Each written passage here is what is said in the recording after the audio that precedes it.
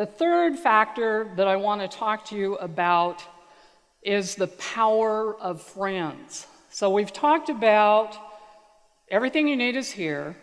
You need to kick fear to the curb. So the first place I'm going to tell you to go is utilize the network you already have. On average, we know 600 people. These are people who usually know us, like us, trust us, so we should be less fearful in having to ask them for help.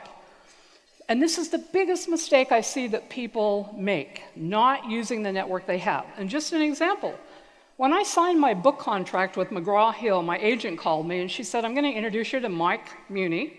He's the founder of Act Software, built it, sold it for $48 million. He now has the top app for connections.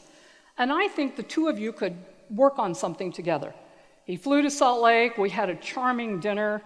I said to him, Mike, I've never heard of your app. What are you doing for marketing? And he told me, and he looked really sad, and he goes, oh, Judy, if I could just get an article in Success magazine.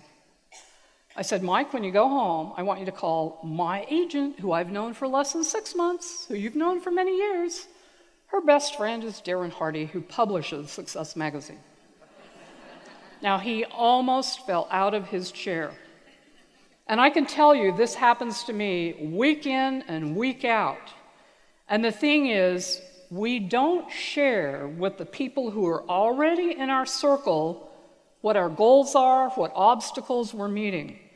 And so a trick, if all you remember of what I teach you today is this one thing, it will major change your life. So you tell people, this is where I'm at. This is my story. And then you ask what I call the 2 golden questions. Number 1, what other ideas do you have for me? Number 2, who else do you know I should talk to? And I can promise you the majority of the things that you need are already in the network that you have.